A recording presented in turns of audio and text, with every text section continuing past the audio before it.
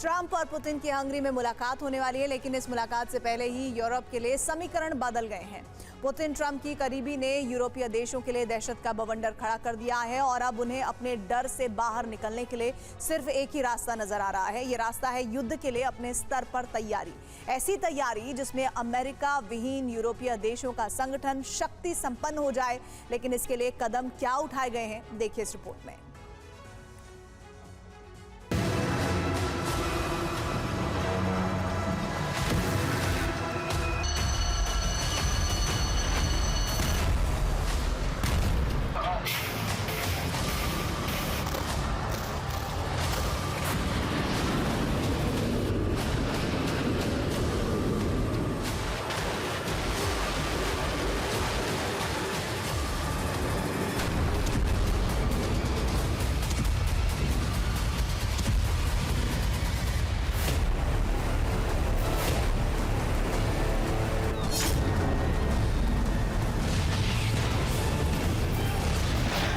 Ukraine रूस के युद्ध में जो यूरोपीय देश अपनी सुरक्षा और फायदा तलाश रहे थे, उनके सामने ट्रंप ने एक नई मुश्किल खड़ी कर दी।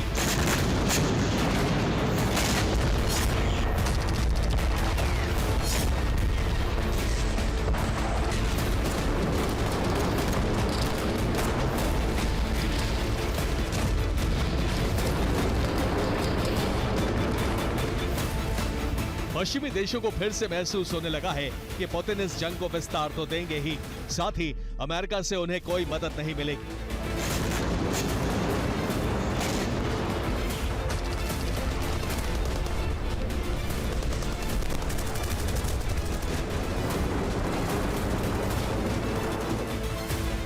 और ये महसूस हो रहा है पिछले अनुभव से, जिसमें ट्रंप और पुतिन की नजदीकी पूरे यूरोप ने देखी थी, जिसके बाद ट्रंप का रुख पुतिन के प्रति नर्म हुआ था।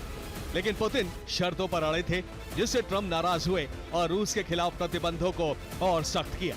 लेकिन यूक्रेन को सीधे हथियारों की मदद नहीं दे पाए।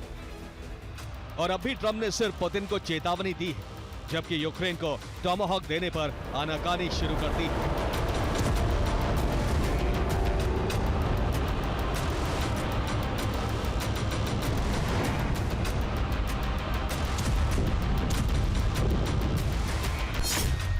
इसलिए यूरोप को डर है कि पुतिन एक बार फिर ट्रंप के करीब आ जाएंगे, और ऐसा हुआ तो युद्ध संकट बरकरार रखने का जिम्मेदार यूक्रेन होगा।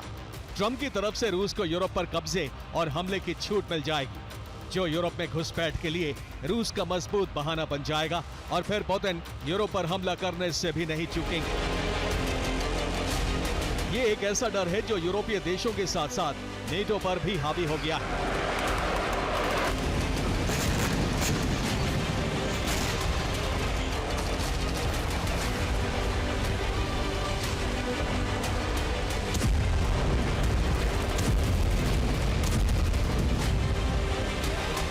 सीधे शब्दों में कहें तो ये डर है यूरोप के उस स्थिति में पहुंचने का जहां बिना अमेरिका के उन्हें जंग लड़ना पड़ सकता है। इसलिए एक बार फिर यूरोप अपने स्तर पर युद्ध की तैयारी में जुट गया है।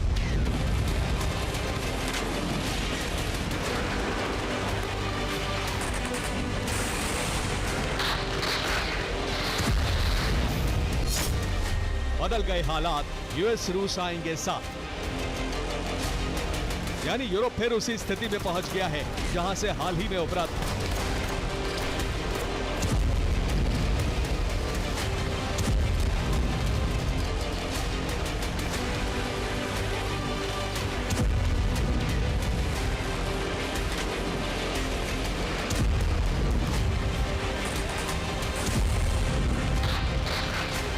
इसलिए अमेरिका विहीन युद्ध की तैयारी को फिर से संगठित होकर विस्तार देना शुरू कर दिया गया है, जिसके बारे में हम आपको आगे बताएंगे। लेकिन पहले इस तैयारी के पीछे डर क्या है, इसे जान लीजिए। डर यह है कि रूसी सेना यूरोप के ऊर्जा केंद्रों पर हमला कर सकती है, और ये हमले पोलैंड समेत बाल्टिक देशों पर होने की आशंका ज्यादा है। इस आशंका की वजह है हाल ही में रूस के ड्रोन और फाइटर प्लेन की घुसपैठ। वो घुसपैठ जिसके बारे में रूस ने बयान जारी करके स्थिति स्पष्ट की थी, जिसमें कहा गया था कि पोलैंड की सीमा के पास ड्रोन गलती से पहुंचा था और बाकी सभी उड़ानें अंतर्राष्ट्रीय सीमा पर भरी गई हैं। इसलिए सबसे ज्यादा डर का माहौल सीमावर्ती देशों को महसूस हो रहा है।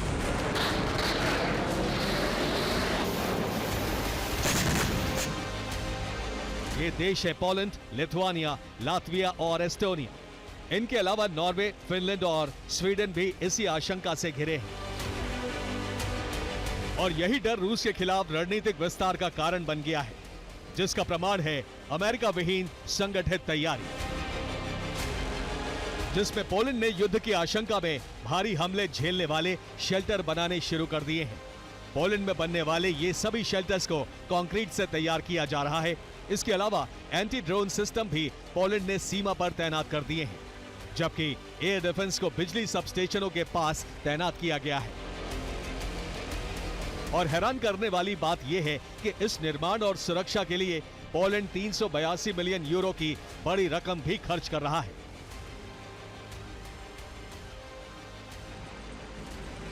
जिसमें कॉम्बैट हेलीकॉप्टर यूनिट का गुप्त बेस भी शामिल है।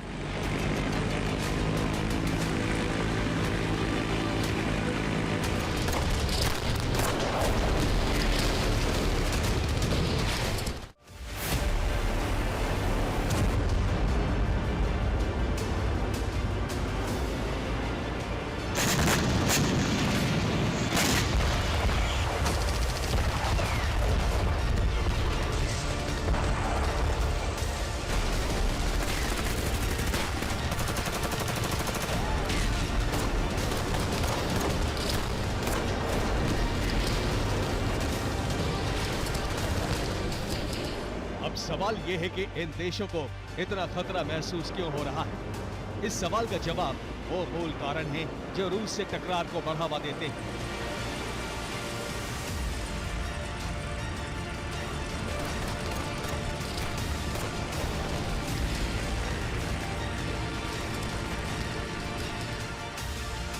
कहने का मतलब यह है, ज्यादातर यूरोपीय देशों ने यूक्रेन को मदद देकर खुद का बड़ा आर्थिक नुकसान किया है।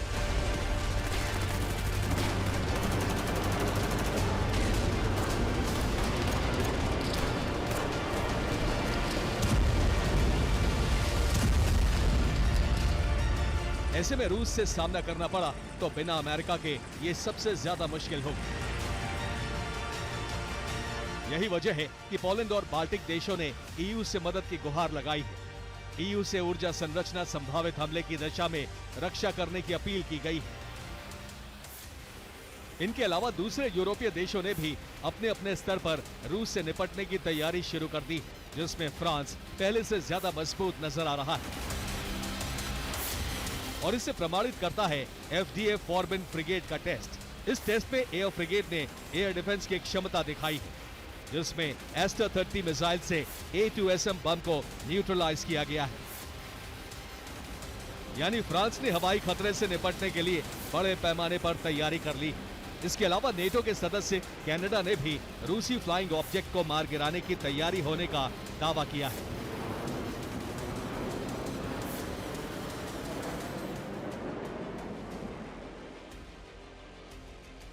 तो वहीं जवाब में रूस ने यूरोप का संकट बढ़ाने के लिए 3 लाख से ज्यादा सैनिकों की भर्ती का दावा कर दिया है। और ये दावा किसी अनुमान के आधार पर नहीं किया गया है, बल्कि अनुबंध की संख्या के आधार पर हुआ है।